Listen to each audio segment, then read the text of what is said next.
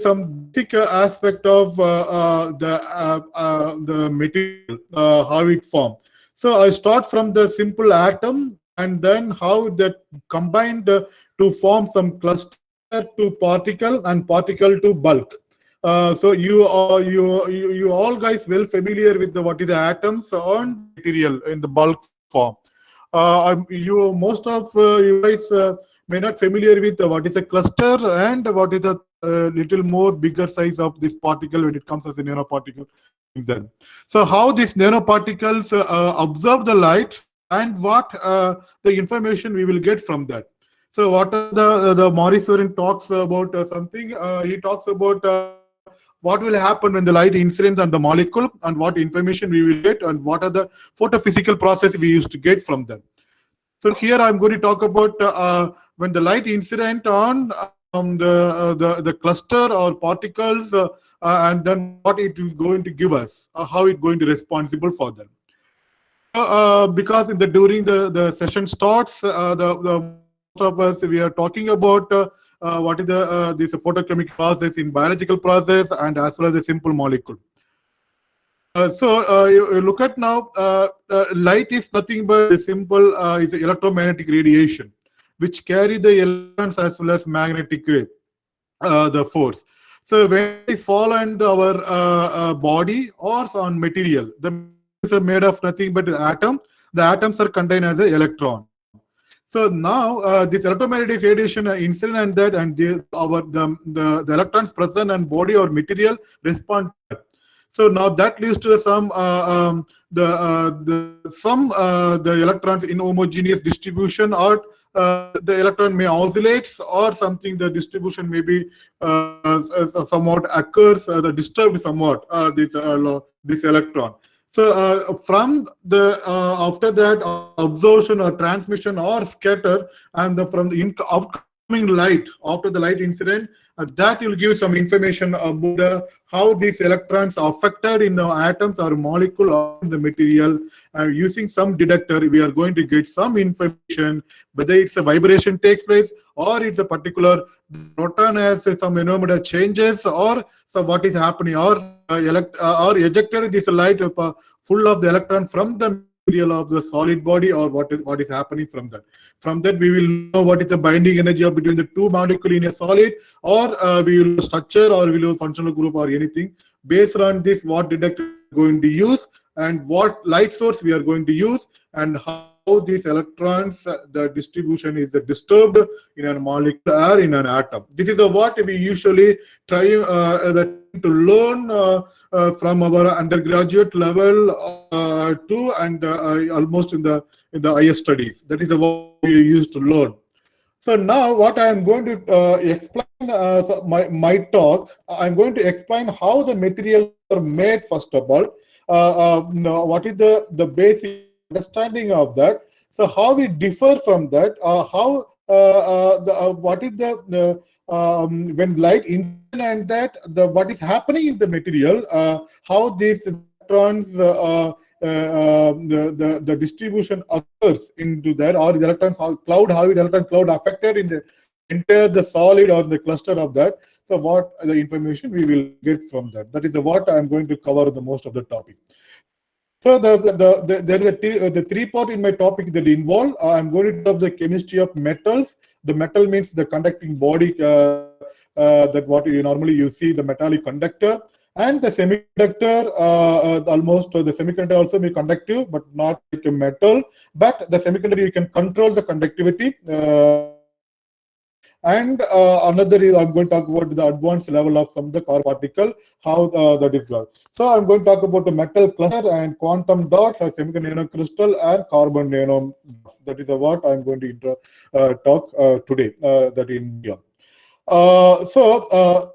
Please tell me the slides are moving. Am I right? I changed my slide to the second slide. Is it moving? Dear participant, please let me know my slides are moving or not. So it's only second slides are available. Yeah, second slide. Yeah. So let me explain my research about what I am doing briefly. So we are doing now we are working on single atom skull, and how the single atom can be utilized or can be harvested into a chemical application or some the photoluminescence properties. To use this material into biological or some sensing application.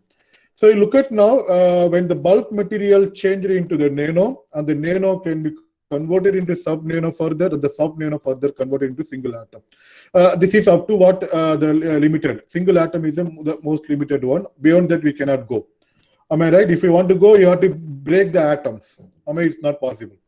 So as you see that when it keep on changing from bulk, nano, sub-nano, and single atom, the surface free energy keep on increasing.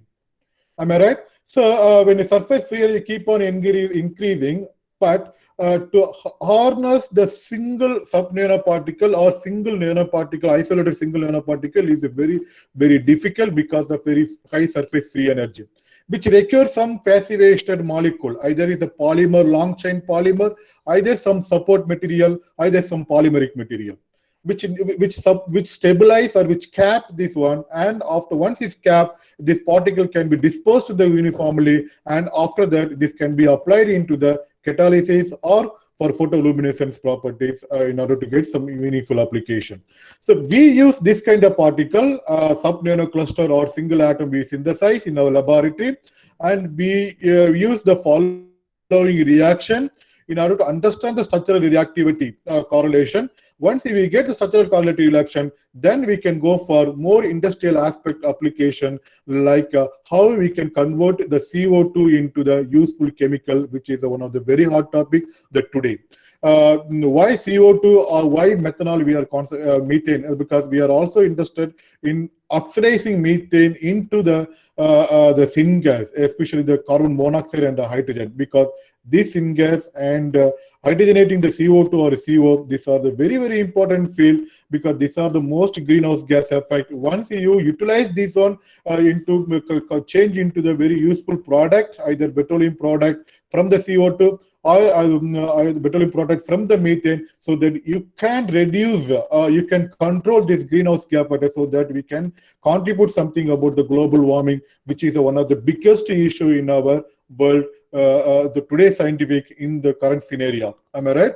Global warming is one of the biggest problem. Okay, the last 1 week ago also you might be heard the news that the Antarctica, that the ice bore, the lady, one of the things has broken out. I don't know what will happen now because that will increase the sea level. If we increase the sea level, imagine now we cannot sit on the earth now. We all will go into the water. So that is one of the biggest issue into the scientists, how to reduce the global warming. Okay, so that is what our aim. This is because of that we are developing this kind of things. Am I right? So let me start now. Before we start now, I will ask the question, two questions. Please, MSc student or PhD student can answer this question. Could you please tell me, take 1 glass of water. Could you please count how many water molecules there in that water? This is the first question. The second question, take 1 centimeter cube of gold foil.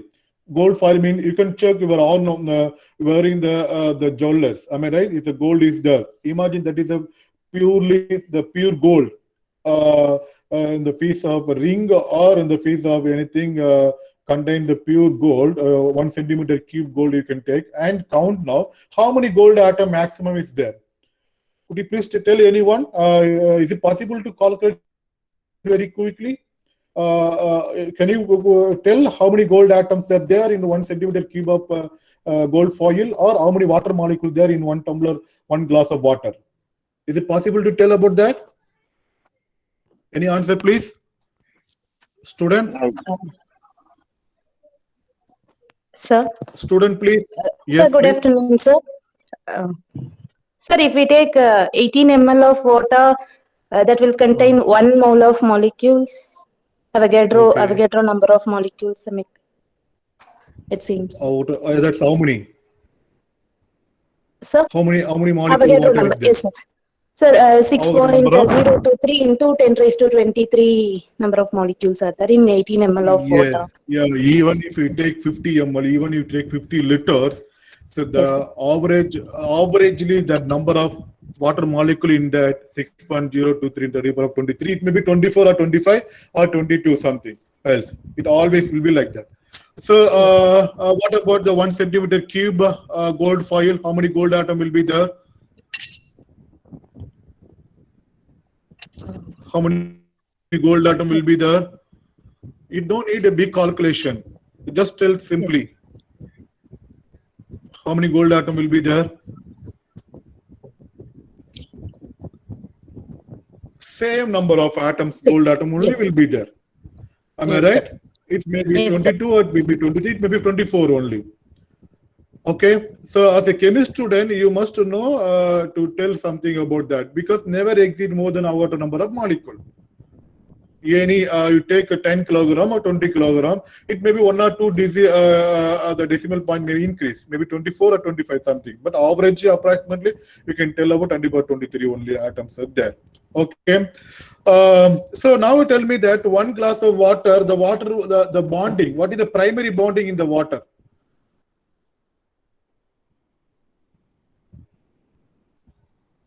What type of primary bonding contain 1 water molecule? And what type of primary bonding in the gold foil that gold atom, each gold atom contain? If you know, yes. If you don't know, you can say no. We will discuss further. Then you will understand. All right. No idea? MSc student?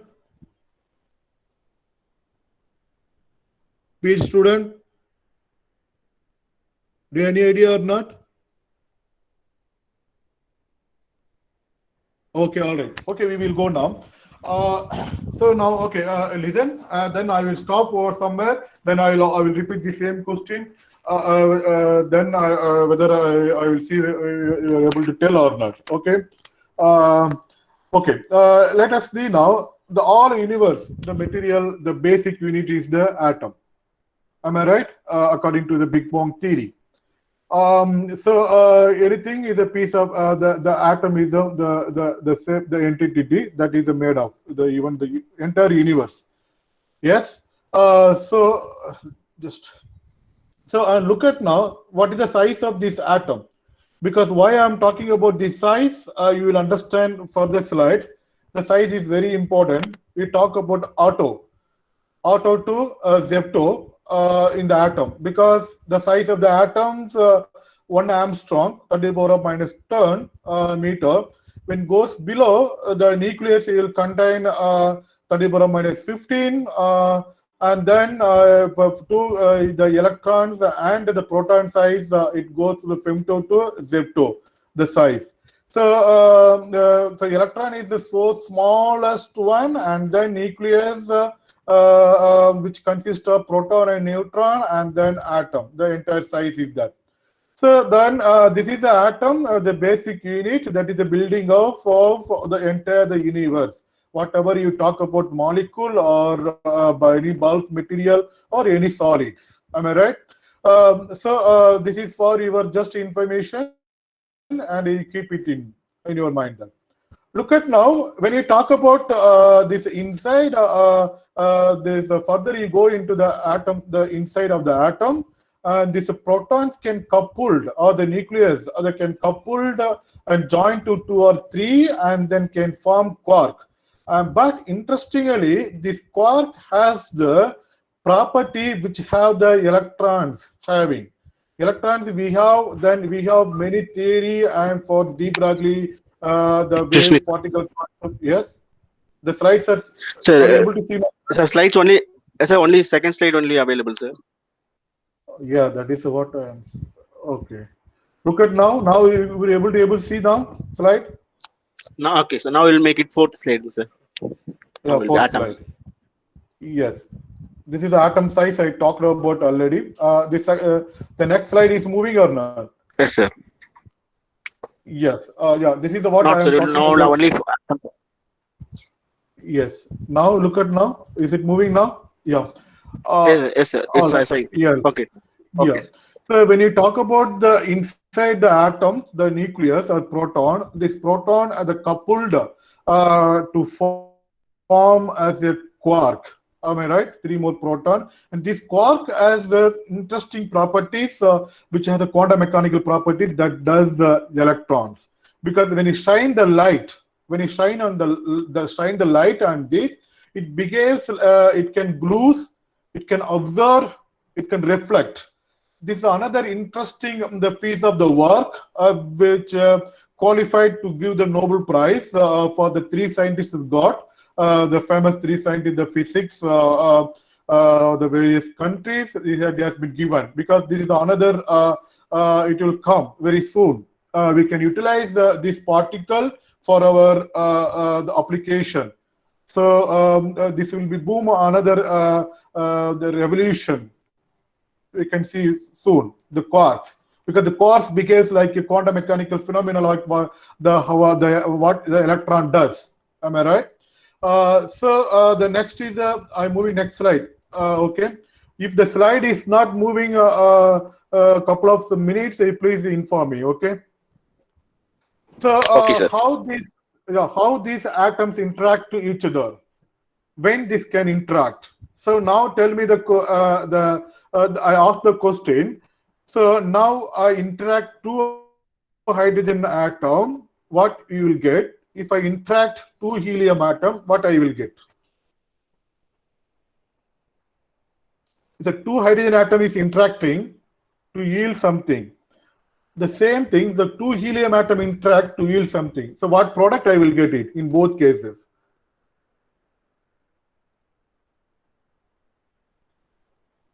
The answer? When the hydrogen atom interact, that will yield hydrogen molecule. But when the helium atom interact, that doesn't happen anything because it's intact. You know the reason. Am I right? What is the reason for that? Any student, please? You can unmute and you can tell the answer. Any student, please? You see, any student? Why the helium atom so intact? When you interact with the one helium atom to another helium, it's remain intact. But the same thing when the hydrogen atom interact with another hydrogen atom, you will get some product. What is the reason for that? The answer is there in the slide itself. Any MSc student? Anyone can tell. You can unmute your mic and tell. Okay, fine.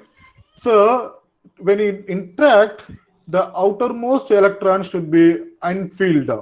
That is what we call valency electron. This valency electron responsible when upon interaction, it make some product. Am I right?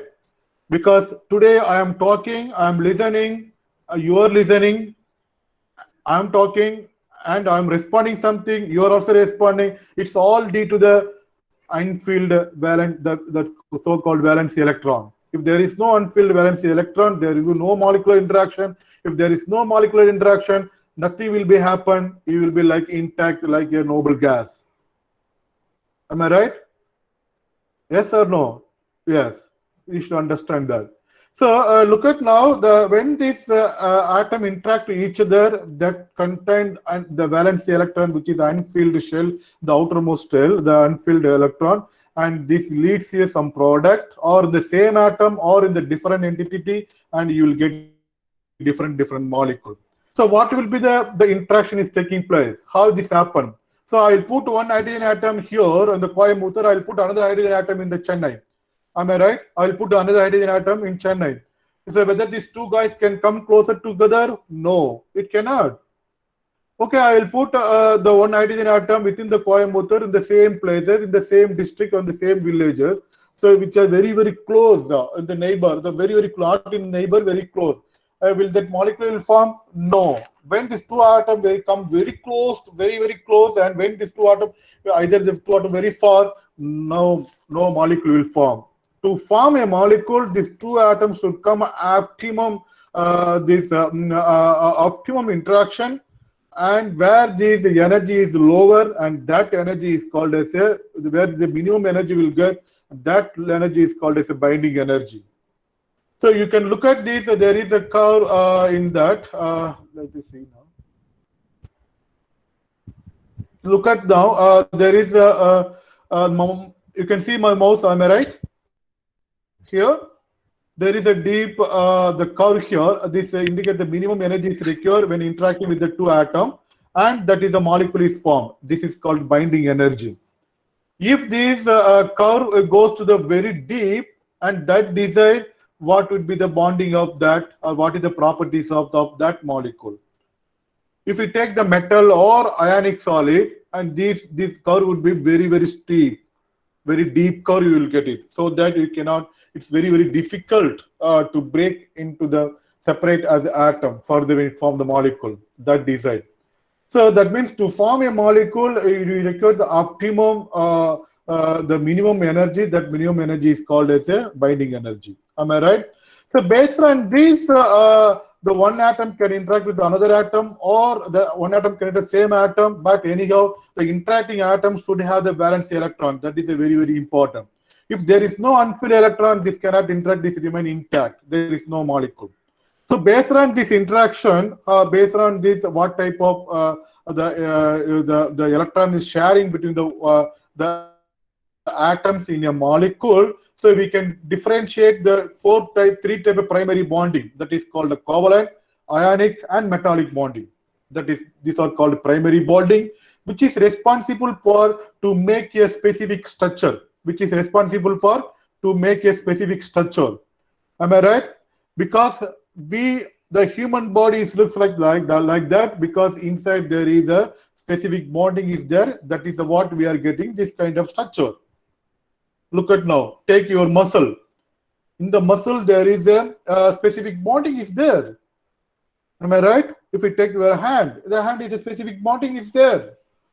Am I right? The bone, if you take the bone has a specific binding is there, that forms the specific structure. But after that, how you are making your bone, your hand, how you are moving, that is decide another force. That is called molecular interactive force. Am I right? So now I stop the presentation now for a few seconds. Now I will repeat the same question. Tell me now, water molecule, what type of the bonding is contained? Any MSc student? Any MSc student, please? You take one water molecule, tell me what is the primary bonding into that. Covalent bonding, sir. Exactly. This is the word covalent bonding. So now you look at the water molecule and hydrogen sulfide. But look at the water molecule and hydrogen sulfide or HF, hydrogen fluoride or anything, if you go there. Because all are covalent bonding looks like. Look at, forget about hydrogen fluoride, water and hydrogen sulfide, H2O and H2S. So, but you are able to drink H2O, but you are not able to drink H2S. What is the reason for that? Hydrogen bonding, sir. What is that? What is that hydrogen bonding is called? It's a primary bonding or secondary bonding? Secondary bonding. It's a secondary bonding. Look at now. So now you understand that primary bonding make the structure, but the property, what kind of the property that deserves particular structure of that makes that is made by primary bonding, that decide molecular interaction. So the molecular interaction is a very important, that is responsible and that is ruling our entire the world. Am I right? So one guy is getting so angry. One guy is so calm because of molecular interaction. Yes, because of molecular interaction. So I am able to drink water, but I am not able to drink hydrogen sulfide because of molecular interaction. Yes. So for look at now the methane as a gas, but where is a pentane and a butane as it's a liquid. Whereas if you go more than 10 carbon chain, it becomes solid.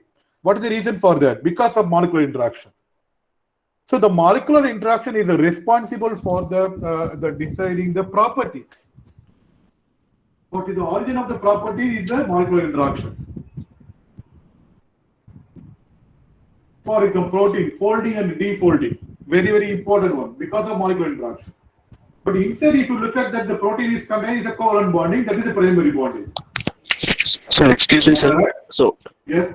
so only 8th slide only available, sir.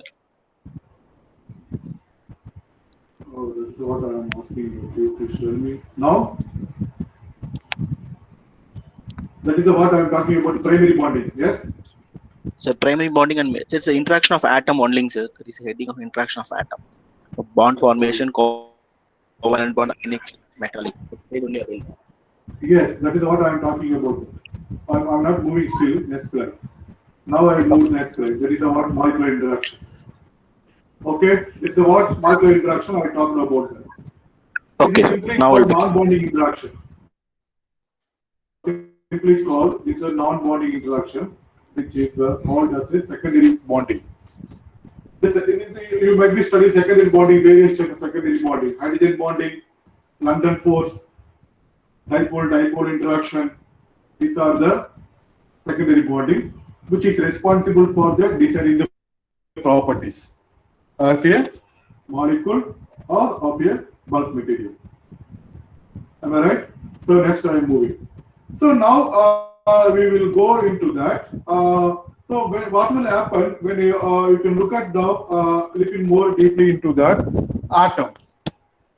If you take the atom, the number of the atoms, what is atomic number if you can find that, and now the orbitals are arranged in such a way that based on the energy level. Am I right? 1s, 2s, 3s, 2p, and then it keep on going. Each level has a specific energy level, and if you incident the light within that, what will happen? There will be the excitation will happen. There will be one of the electron, the unfilled electron can exit into the higher energy level, and that leads to that is called the absorption. If that electron goes inside and then come down again, we call that is the emission. If it comes as a light, but that is the further I can differentiate radiative, non-radiative with blah blah. That we will talk later. Am I right? So look at now when, for example, if we take oxygen atom and join with the oxygen molecule, and when you join with the oxygen molecule, look at now join with the oxygen molecule, and it has so many energy levels. Sigma 2s, sigma star 2s, sigma 2p. And if you combine with the one more oxygen molecule or one more oxygen molecule, what will happen now? The number of orbitals keep on now increasing. So as the number of orbitals keep on increasing now, that means what I am trying to tell here, as number of atoms is interacted to form a molecule, and thus many atomic orbital and thus many antibonding bonding orbital and antibonding orbital will form. For example, if we take the benzene, there is a 6 carbon atom, it forms the 6 bonding orbital and 6 antibonding orbital. Into that, the 6 bonding and 6 bonding orbital, there is a covalent bonding and a pi bonding electron is there. Whereas the covalent bonding is intact fully because of this covalent bondings are CH or CC bond, which contain the covalent bonding electron. This covalent electron, the electron which contain the covalent bonding, these are fully localized one. We know that the localized electron will not involve for the light of the excitation when of the incident of the light. The which electron will involve? The electron which is have the highest occupied molecule, that is going to be response with your light. Then when one is response, then you will get you will study a lot of phenomena into that. This is the common, this is the minimum requirement, or this is the principle for all type of molecule when the light incident to that. So now when you add one more benzene ring and 2 more benzene ring, what you will keep on adding? As you increase the number of benzene rings, what you are looking here, that HOMO and LUMO gap, you can see that one benzene ring is a very high level. The band energy level between the HOMO and LUMO is increased. This is a frontal molecular orbital period according to that. Okay, so when in the 2 benzene ring, this the HOMO energy level is decreases. When 3 benzene ring, it becomes less. When the 4, it becomes less. When the 5, it becomes very, very less. Now you tell me now, if I insert the visible light, so which one is the more probable to excite the electron into higher state? Which has the more benzene ring, which has a more peripheral electron, and that is the more probable to excite into the higher energy level. That decides what type of color that you will produce. Am I right? What type of color that you will produce. That means the concept is that when you increase the number of atoms in a molecule, so the LUMO level is keep on decreasing because you are increasing the many number of bonding energy level as well as anti-bonding energy level. Am I right? This is the reason now. So this is the basic now. When we are going to study now. Now this is a molecule. Now we are not going to study further. We are going to study now. Purely we are going to take some particular atom. We are going to combine 2 atoms, 3 atoms, 4 atoms, 5 atoms. Then what will happen? That we are going to see now. But interestingly, in the molecular aspect, if you look at in the molecule, for example, you can ask now, I will take the methane, I'm going to add that one CH2 into that, methanol. Methanol is a completely different molecule. But when you insert one CH2 into the methanol, it becomes ethanol. Will it retain the ethanol, this methanol properties molecule in the ethanol? It will not retain.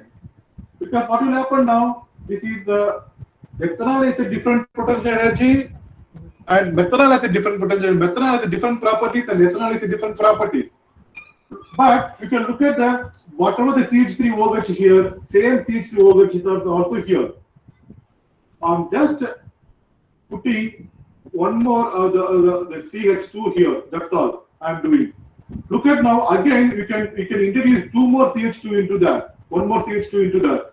When you do 1 more CH2, it is no more methanol, no more ethanol. It is become propanol. Complete different properties now.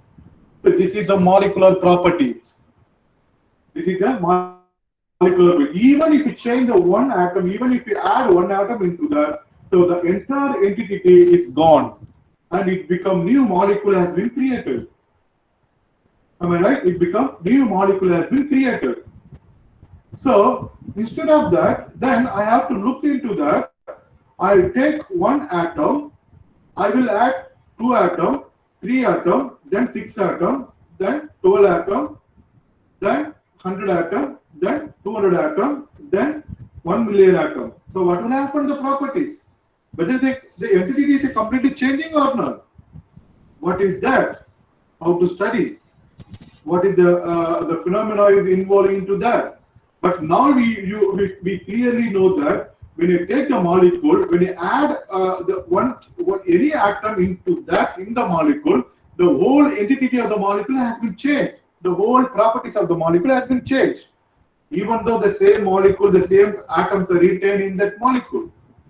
So is it possible that I will take the atom, when I add more and more atoms, same atom there, the whole entity should not change, the property can change according to that. Is it possible to change like that? Is it possible to change that? Is it get some unusual properties? Yes, it can get some unusual properties. That is called neurotechnology. That is called neurotechnology. What we can do that for in the neurotechnology? Look at now this one. I take one gold atom, then I join couple of here and many more couple of that and many more couple of that, and then further increasing the number of atoms. You see, I will keep on increasing now. If you look at now, then I will end up with your 1 centimeter cubic gold foil. What you are wearing in your the ornament. When you take 1 centimeter gold foil, it's a yellow color. But interestingly, when you have the 2 nanometer, 4 nanometer, 5 nanometer, 10 nanometer, and this gold on a particular color is different. But look at the entity is the same now. Even if I change the entity, only you can tune the property.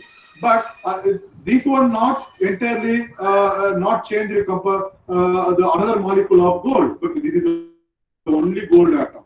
All contain only the gold atom, but only I can able to tune the properties.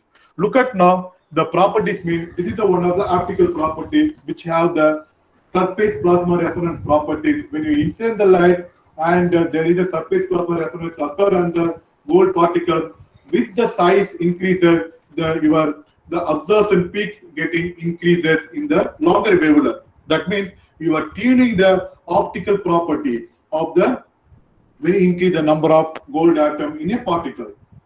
So then what is the phenomena for that? How to understand this phenomena? Then what is the bonding phenomena into that? So this is the origin. Because once you understand this, then you can understand the photophysical process of anything. Am I right? Once you understand that, then you can understand very easily photophysical process. Then after that, you can know what will happen when the light incident and whether it's the excitation is happening, whether it's the emission is happening. If the emission is happening, where it's trapped, whether it's impedance is trapped in the particle, whether it's a completely come down to the ground state, what will happen this one. Then after that, so many things you can study of that. So if you look at, if you view, if your view is like that, to see the science, then the science is, any branch of science is so interesting one. Instead of studying simply. Am I right?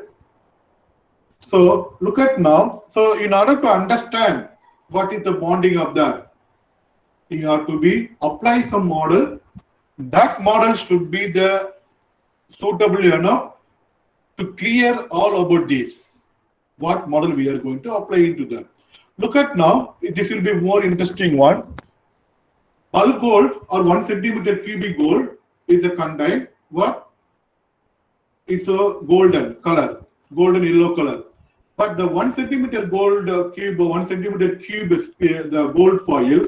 When you reduce into the few nanometer, for example, 50 nanometer or 20 nanometer or 100 nanometer or 200 nanometer, you look at now disperse in water, and that show the different color by observing or by interacting with your sunlight or the visible light. Look at the change of the color. What is the origin of this? Which is responsible for that? Then you can now, the question arises now, what about the electron distribution into that? How the electrons in the particle respond to your sunlight or your light radiation? Because as we know that we are wearing the different cloth, very, very super colored cloth, because the super colored cloths are coming due to the molecule. Because of complementary color, you are seeing the super very nice color of your shirt, if your cloth, of your cloth. Same thing you can also look at now. Am I right? So then this is the intuition about the scientific knowledge. You should develop this kind of, so that will develop new kind of science. Am I right?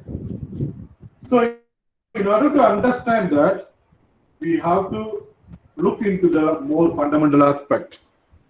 First of all, as I said, I will take one gold atom and combine with the 2 or 5 or 10 or 1 million gold atom. How it is possible to do that? Then you have to look at what is the shell, what is the valence shell of that one gold atom, how that going to be combined, and if we know that any single atom that combine into another atom, we have to derive the Schrodinger wave equation, and that gives the one solution for the wave function and the energy level, and that energy level, with that energy level, you will try to arrange the bonding orbital where and the anti-bonding orbital where to look, and then when keep on increasing number of atoms, then what will happen? How many bonding orbitals is develop, how many anti-bonding orbitals is develop, then what model you are going to use. So that is called bound electron theory. But I'm going to use what is the bound electron theory. Is already you know very well about that in solid state chemistry, that free electron approach or the band theory. Am I right? That is what we are going to apply. That is what we are going to apply here. For example, you take the lithium atom or any atom which have the outermost shell unfilled the valence shell as a 3s1. The 3s1 atom, when I join through two atoms, it develops one bonding orbital, one anti-bonding orbital, and in the bonding orbital, the maximum how many electrons I can put it into that 2 electron will be there, and these 2 electron will be the opposite spin according to the what is the Pauli exclusion principle. Am I right?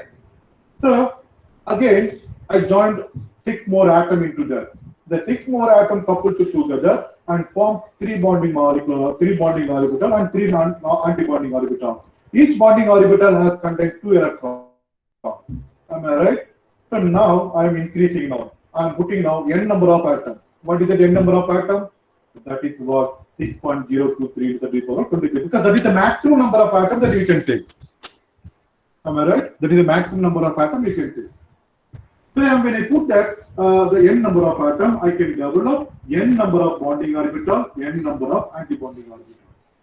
You look at into that, as you increase the number of atoms from 1, 6 and n number of atoms, the energy level between the bonding energy level, the energy level between the each bonding orbital, or the energy level between the each anti-bonding orbital, it becomes reduced. But when you take the 2 number of atoms, the energy level becomes almost null. You know, you take silicon as a solid. The silicon solid you can calculate the valence bond, the valence band, each energy level in the valence bond. You know how much is the 10 power minus 20 electron voltage compared to the 0, almost nothing. That is the gap between the one bonding energy level to another bonding energy level. So now in this situation, what will happen now? This all bonding energy level overlap to each other and form the valence band. Since we are taking the 3s1 metal, in the 3s1 metal, there will be the gap. I cannot say gap, there is no gap almost. Am I right? But that gap we cannot see at room temperature because that gap is almost 10 to the minus 20 electron voltage between the bonding and anti-bonding orbital. In that, what will happen? The electrons are uniformly distributed entire the metallic solid.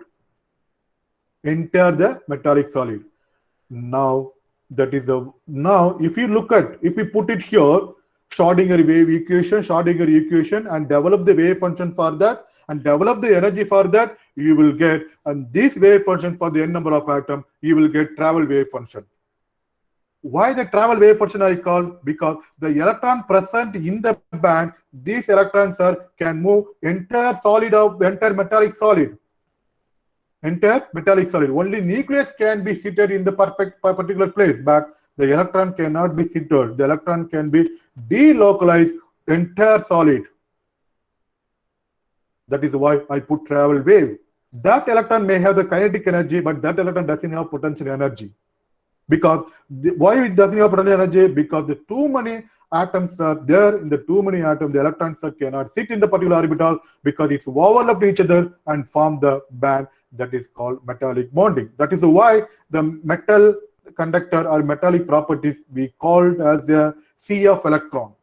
This is the reason why the metallic solid you can convert into the any shape or ductility properties. This is the reason.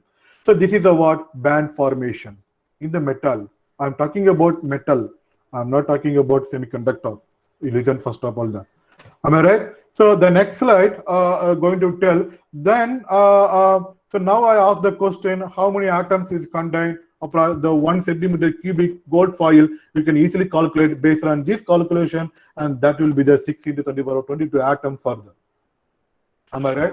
So when I ask the question, you can look at what is the atomic mass of the particular gold, and we put the density and the density with atomic mass, and along with the Avogadro number, you can easily calculate what is the approximately the number of atoms present in the gold or in the water or anything else.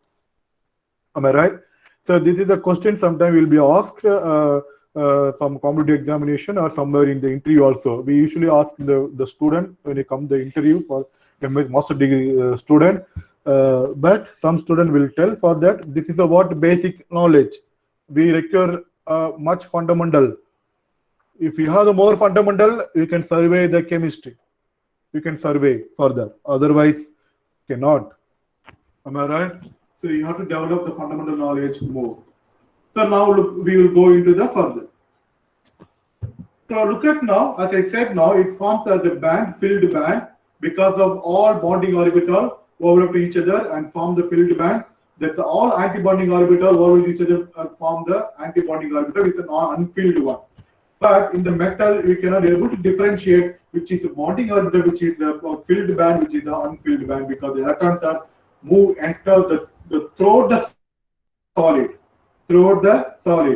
But then how can see this empty band? At room temperature, you cannot see empty band, because at room temperature, it will get some thermal energy, where that available thermal energy, the electron move through the solid. What will happen there? When I can see that?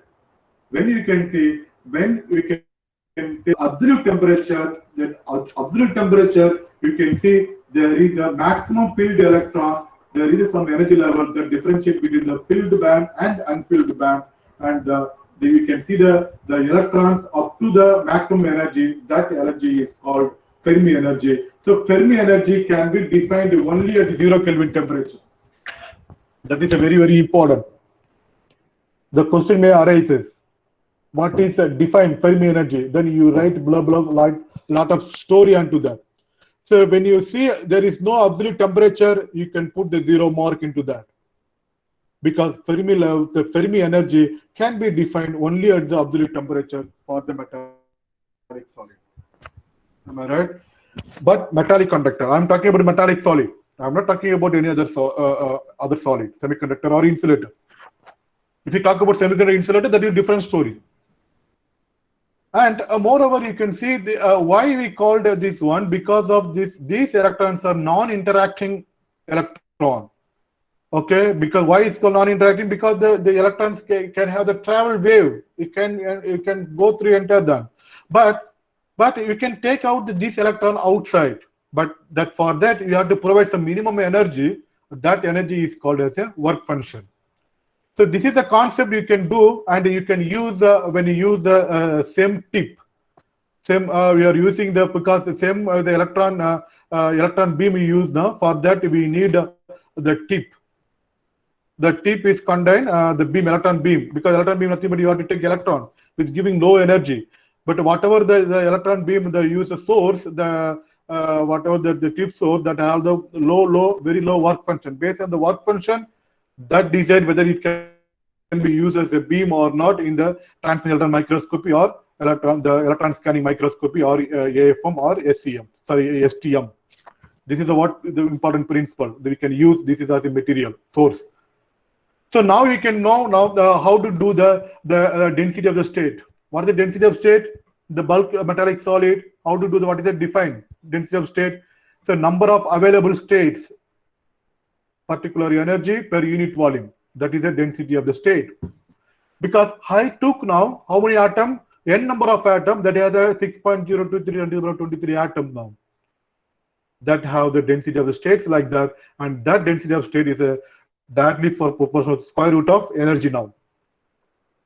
Am I right? So now what will happen when I take, instead of if we take 6.023 atom, what will happen if we take 100 nanometer particle or 5 nanometer, 2 nanometer particle? So look at now, if I decrease the number of atoms in a bulk material, almost make it. I'm reducing the number of atoms in the particles. That is what I arrange 1 atom, 5 atom, 10 atom, 20 atom, like that. When you keep on doing like that, we can look at now initially it is the bulk metal, the energy levels are continuum. That's why the electron we call travel wave. But as we decrease the number of atom into that, it becomes discrete energy level.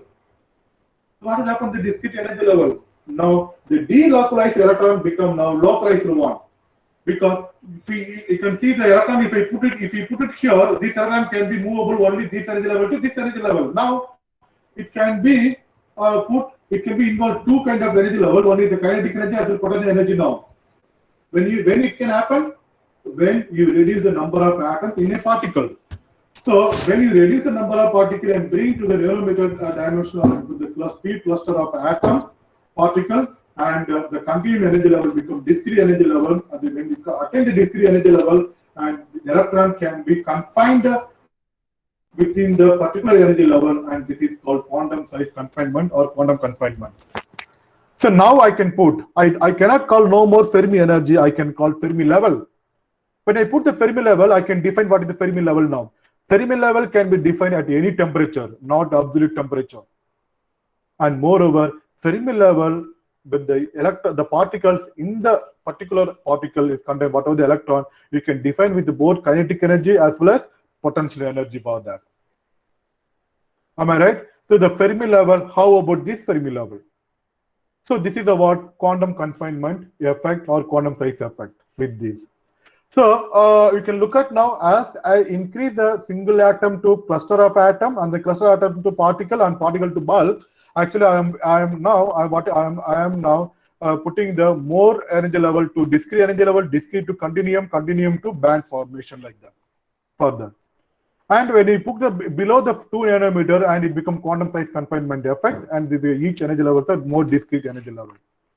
So now you can see when you shine the light here, and this will show the different phenomena of the light absorption or photophysical phenomena.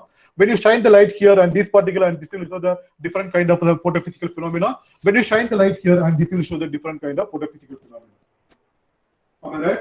So after that, you know from the Dr. Maheshwaran talk how to study the photophysical phenomena for the particular material, because he talked about so many photophysical phenomena. So I am now discussing at what condition, at what material, and how we are going to, what kind of photophysical phenomena we can apply for that. That is what I am talking now. Am I right? So you can understand like this. But you can look at now, what you are talking about here, in the when it becomes quantum size confinement in that particular energy level, the electrons are the electrons are not delocalized, the electrons have become localized one. Now the electrons get as their boundary. Am I right? The electrons have boundary because it's a I put the electron within the room. Within the one room, I put the more some electron within the room. Like that, I arrange several rooms like that. Each room, electrons are confined. Often the wall electron cannot enter. But in bulk material or in the bigger particle, it's not like that. Am I right? So that means that is what the nanoscale, the matter differ. And that gives, that boundary changes the behavior of the particle to bring out some unusual properties. If you use that unusual properties, you will get fantastic applications for the nanoscale material. So what is that brings the unusual application? The boundary of the electrons wave. And this boundary of electrons, you can see only the nano size particle, not micro size particle. Because you look at now, the before 1981 or the 1980, we are talking about whatever the smaller size is there, we are talking about micron. Even if we say nucleus, even if we say proton, even if we say electron, even if we say atom, whatever things you put it, we say as a micron particle. Even if we say cluster of body, we say micron. But now the micron has been changed. We no more, you can't talk about micron, it's become nanoscale matter. Because the micron cannot bring the unusual behavior, the boundary of the wave. But which can bring the nanoscale matter, the nanoscale particle can bring this boundary condition. Boundary condition when you can put, when there is an electron wave nature, and that wave nature brings the boundary, that boundary brings the unusual properties, because that shows the different properties. From if you apply the different properties, or if you utilize the different properties, you can get the various application of that. Am I right? So then how one can differentiate the bulk scale material from the nanoscale material? There are the 4 ways to differentiate the bulk scale to nanoscale material. What are the 4 ways?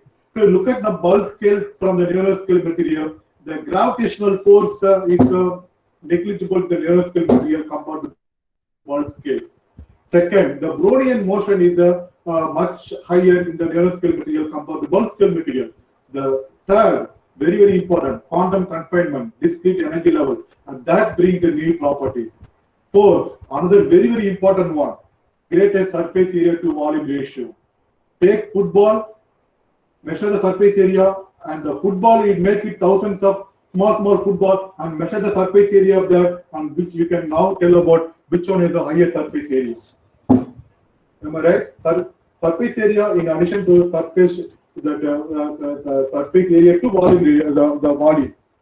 surface area to volume ratio means nothing but that as you decrease the size of the particle, you will have the more number of free atom on the surface, and this free atom is responsible for the interacting with the reactor molecule, and that leads to the immediate or quick product formation. That is why the neurocatalysis, everyone is focusing on to that.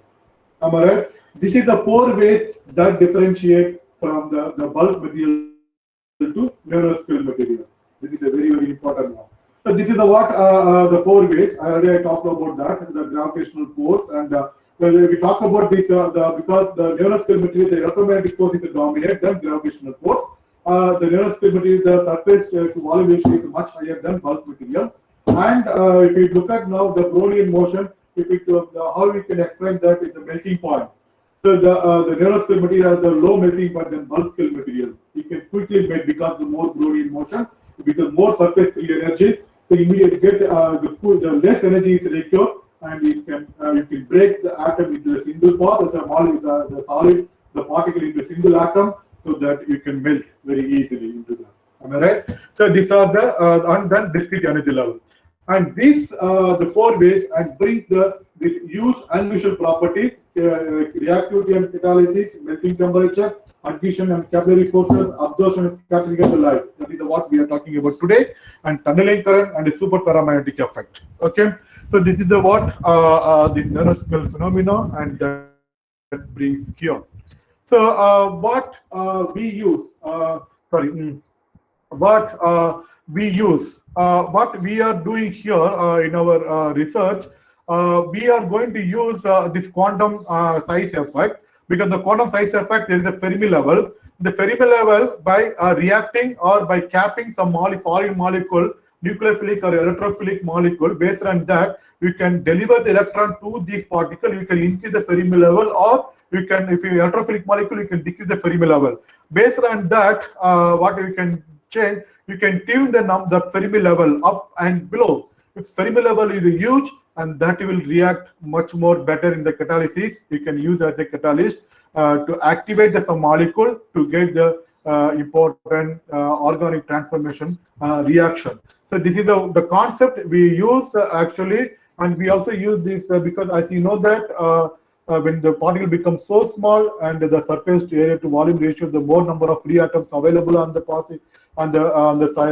surface, and that also interact with the reactant molecule, and because that is responsible for quick formation of the product of this one. Okay, so this is what this principle we will follow, and we develop some catalyst.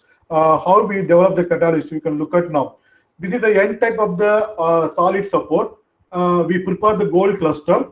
The gold cluster will be supported at the N type of solid. N type solid is nothing but we can donate the electronic charge to the gold, and the Fermi level of this gold cluster will increase. And this is the excess charge on the gold, and this excess charge gold will be activate the oxygen, become O2 minus superperoxide. This superperoxide will activate will act as an oxidant to oxidize this alcohol into aldehyde, because specific conversion of alcohol into aldehyde, one of the important organic transformation reaction. This we will use as a model reaction to study the structural property reactivity relationship. So how this Fermi level is increased, that can be inferred from the X-ray photoelectron spectroscopy, and from this binding energy. If the more Fermi level, and that binding energy will be low, from that we can understand very easily. So that is what we use. We will use some capping molecule, starch or a simple chitosan molecule, to stabilize this particle. And we will apply this stabilized gold cluster for this alkyl oxidation, as well as this homocoupling reaction, and these are some few publication is there. You can refer that to understand much more clearly. This is what we use for that.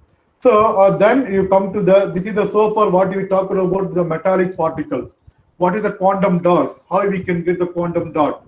It is a quantum dot is nothing but semiconductor particle. When the size goes to 2 to 10 nanometer, it follows the 0 dimensional, where the 3 axis, X and Y and Z, 3 dimension is confined. These electrons are confined more.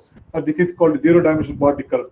These quantum dots are very efficient. There's a quantum yield which has the bright light emission. You can tune these emission properties based on this quantum size effect, and that's why it attracts more to the scientist. And this can be applicable for them, and these properties can be used as a light harvesting material for the solar cell and for photocatalysis and the LED or quantum LED, the light emitting devices and computing and etc. or sensing or biological application. Okay. So then we will discuss much more about this, what is the quantum dots and how differ from the bulk semiconductor.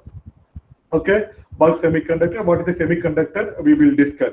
I will give 1 minute time. And so far we discussed in this this nanoscale phenomena and how to understand this and everything. We started from the atom and for atom how to define the nanoscale material for it to useful application. If you have any clarification, you can ask me the question now. I'll stop for 1 minute. I have to go now. Do you have any clarification so far what we discussed? Student, please.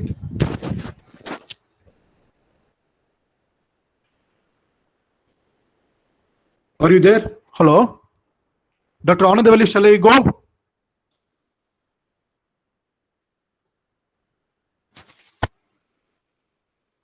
Dr. Anandavalli, shall I go? Samudavalli, sorry.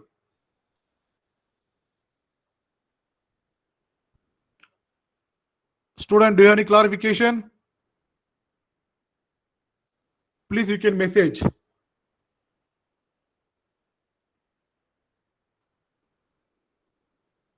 Dear student, anyone? Do you have any clarification, please? Okay, all right. Nobody is there, it seems. Let us continue now. What is the semiconductor? This is if you Sir, look we at can the. proceed, sir. We can proceed now. All right. Okay, this is a bulk semiconductor. Look at now the bulk semiconductor. There is a well-defined forbidden gap. This is what forbidden gap. What is it called? The energy gap, that band energy. There is a valence band and there is a conduction band. The valence band we called as a filled band, where the electrons are filled into that. Conduction band, there is an empty band that is called anti-bonding orbital. But compared to metallic band formation and semiconductor band formation, in metallic there is no forbidden gap, this much huge forbidden gap, because there is a formation of the 3s1 orbital.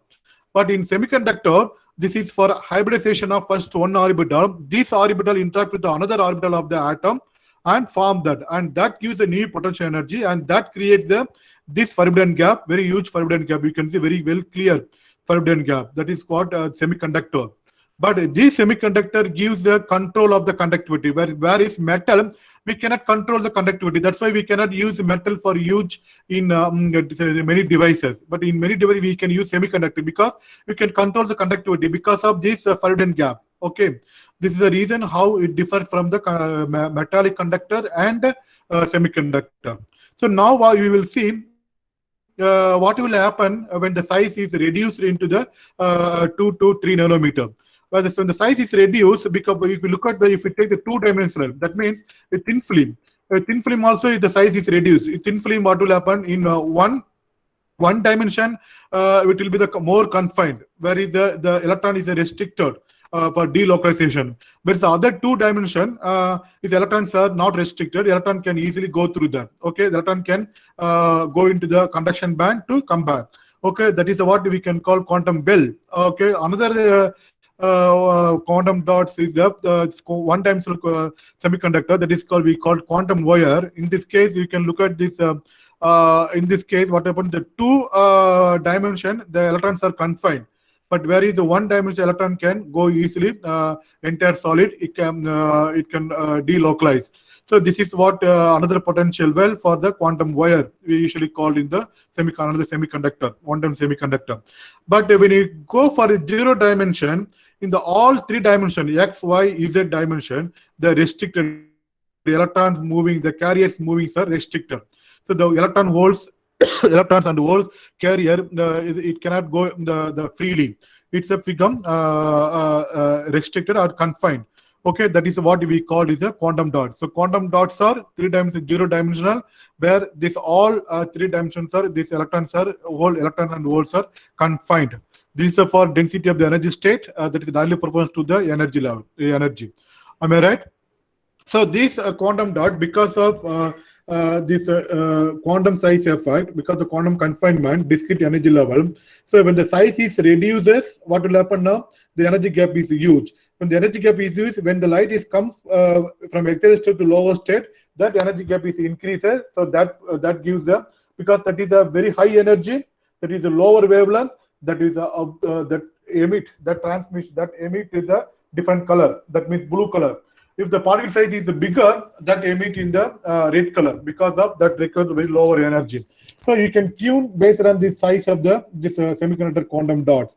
We can look at, but the advantage of, what is the advantage compared to fluorophore? The organic fluorophore also can emit, can also produce, but organic fluorophore, that peak, you can look at the shape of the emission peak. It's a very narrow in quantum dot, whereas organic fluorophore is a very broadened. But organic fluorophore, you cannot penetrate more light onto that for longer time. In organic fluorophore, if you penetrate more light onto organic fluorophore, the organic compound will decompose. Okay, and this will be the negative effect it will create for the application. Whereas if you use the semiconductor quantum dots, it can produce a very intense light. The quantum yields huge, and at the same time, you can avoid the photo bleaching, and it's a very stable compound one. This is what the scientists prefer for synthesizing these various inorganic semiconductor quantum dots, which combine the metal and metallides in the transition metal. For example, cadmium and sulfide combined, it can produce cadmium sulfide or cadmium selenide, or zinc sulfide or zinc selenide quantum dots. So how to understand that? Because it's a quantum confinement, it's a discrete energy level. So at the light incident, the electron can excite from the valence band to conduction band, and this is called exciton, and it creates a bound electron. That means the electron hole. And this electron hole is a comparable size for the Bohr electron radius. This, when it once is excited, it can come back in the two ways. One is the radiative and non-radiative Bohr, where in the radiative, it can the radiative recombination, the photon can be released. That photon we can call as a fluorescence. You can see that yield a very bright color. So in the non-radiative Bohr, what will happen? It can emit as a photon radiation, like a heat transformation. But mostly, this quantum dots is highly sensitive for this the homogeneous, how you are making the quantum dot, how uniform distribution. If it's aggregated, you can see the more non-radiative recombination. If the quantum dots are very well dispersed, and with putting the suitable capping molecule, you can see the quantum yield is large, and at the same time you can see the much more efficient radiative recombination box, so that you can get very bright color in the quantum dots.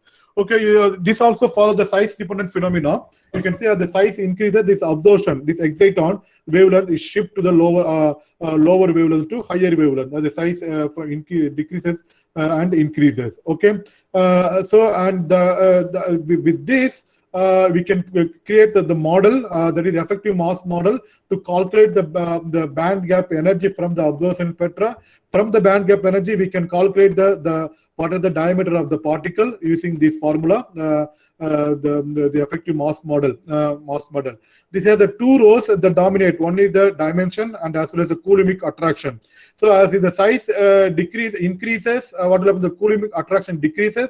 I said size decreases, the Coulombic attraction will be less. So you can look at as the size decreases, particle size decreases, the band gap energy becomes very huge. Okay, and that gives the size dependent emission spectrum.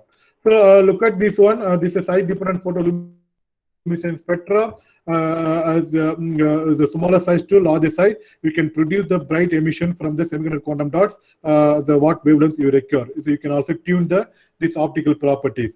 So these are the applications that we will use for LED and solar cell photocatalysis and etc. But what is the disadvantage of this? This is more toxic because the cadmium and lead sulfide, lead selenium, these are the important quantum dots which has a bright emission. But these are the these are the toxic element in our body. We cannot apply for sensing in living cell, or we cannot apply as a imaging or target drug delivery of this particle. For that, we have to develop some composite particle, which is additional requirement for that. So we have to replace this one, even though it has plenty of application in other field. But to apply in biological aspect, we have to develop some more material or some other material that which can replace this one. So this is what recently you might be know that this is what carbon quantum dots. It can be synthesized very easily. You take any chemical, put it in the microwave oven, will dissolve in water, do the microwave for 10 to 15 minutes or half an hour, you will get some color and analyze that. But you can see that the same images inside the graphitic core and outside is the passivity layer, which has some sp3 hybridization, CO or NH2 that will stabilize, and inside is the sp2 hybridization. And this has a very important, very nice emission properties, and that also quantum confinement and size dependent emission properties. And this will replace and that this material more biocompatible, and this can be applied for the very important biological application and as well as other sensing application. So this is a 4 type of carbon dots. One is a carbon graphitic quantum dot, which has the quantum confinement, and the carbon dot, which has the again it can follow the quantum confinement. But it's a carbon nanodots and the carbon polymer dots, it cannot follow the quantum confinement vector because of just it's a cross ringing of the few layer of graphene sheet. Okay, so this is about carbon dots. You can take any molecule, even a simple acetic acid and orthophenol diamine, combined with that, and you put it in microwave oven, you will get some bright color like that. And one of the important characteristics of carbon dot is the excuse me, sir. Yes. Slide is Sir, your slides are not moving, sir. Yes. Sorry. Yes. This is. Yeah, this is the carbon dots. You can take any molecule and put it for the orthophenol diamine. You take any molecule which has the amine functionalized or acid functionalized one, put it in the microwave oven and just do for the 30 minutes under microwave. You will get some powder or some liquid, and you put it in the UV light. You will see the bright emission and analyze for that. Okay, when you do analyze that, how to understand whether it's a quantum dot or some other few fluorophore molecule, because if it is excitation dependent, when you change the excitation, this emission property changes. If it is observed like that, you can confirm that it is a one type of carbon dots, carbon quantum dots. So, and that after that you can apply this material for sensing as well as biological application. So you can also change this quantum confinement effect, because you can oxidizing on the surface more oxide with putting some oxidizing agent. You can put more size, decrease the size, or you can increase the size by putting the more graphitic core onto that. Based on that, you can tune the color from blue to red as like quantum dots, semiconductor quantum dot. Because semiconductor quantum dot require the heavy element, okay, or sulfide because the toxic element. But this one does not require anything. You can prepare some biomass. You can put some leaf or some branch of the plant, put it into that, make it powder and put it under microwave oven or hydrothermal treatment or autoclave. You will get it this kind of color. It's a very, very important field and one of the hot topic now. It's very boomed up in the today scientific community. You can also develop in your laboratory. Just it does not require much more sophisticated things. You can develop any type of carbon dots. This one. So you can also tune these emission properties by doping the amine, primary or secondary or tertiary amine into that, and you will get this again is a tunable color dependent, this photoluminescence dependent various color of this graphitic, sorry, carbon quantum dots. Am I right?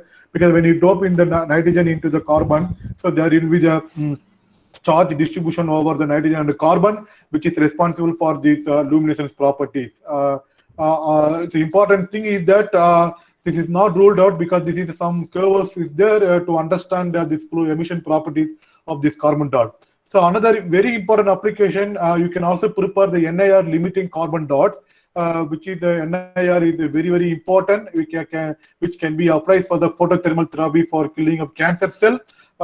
Just you can pass the NIR radiation, you can kill the cancer cell with that, because the NIR radiation can generate the heat. That heat can hamper this cancer cell. There is the invasive photothermal therapy compared to the chemotherapy. This is another important. If you are interested, you can develop like these carbon dots in future. That will be boom. That will be very interesting science. So this is my talk. I have covered from metallic cluster to semiconductor, and then advancement of the carbon quantum dots. So thank you very much. If you have any clarification, you feel free to ask any question. Thank you very much.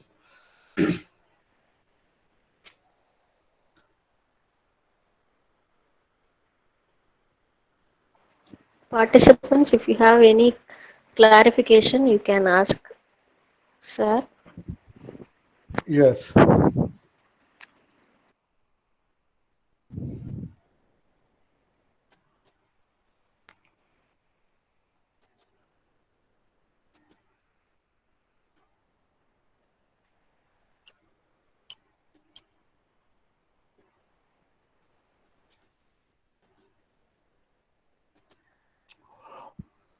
No question. So surprise. 82 members are there. Oh, you all of you so much hungry.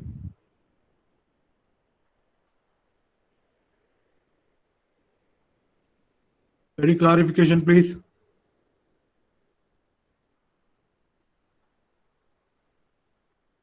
You can type the chat box. Or nothing can be understand?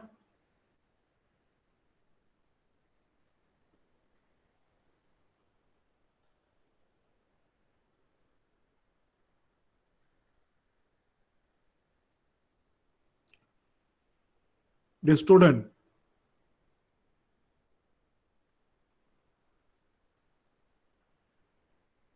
Okay, Dr. Amudavalli, no doubt. Okay, sir.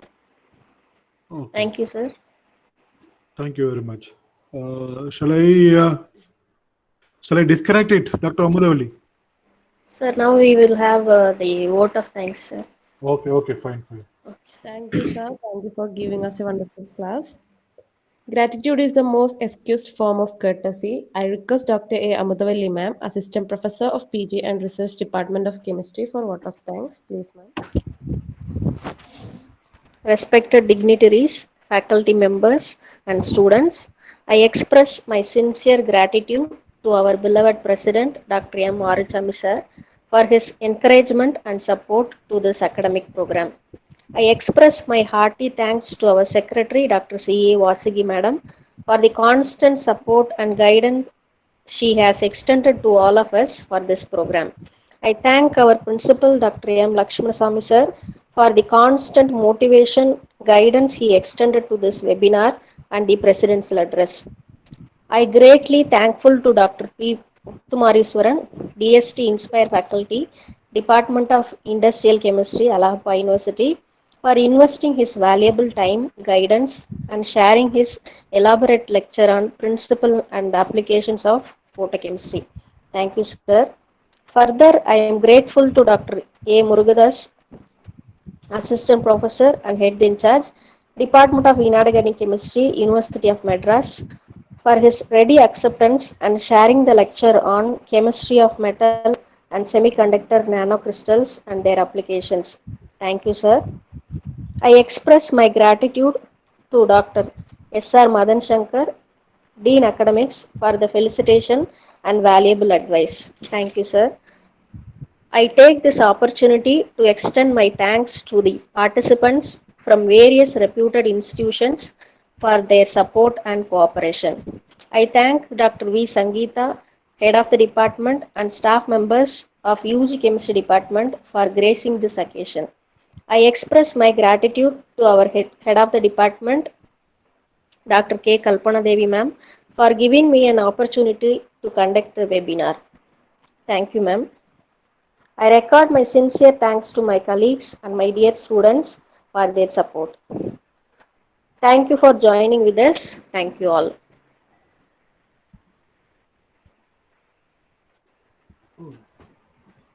Participants, kindly fill the feedback form to get your e-certificate. Thank you.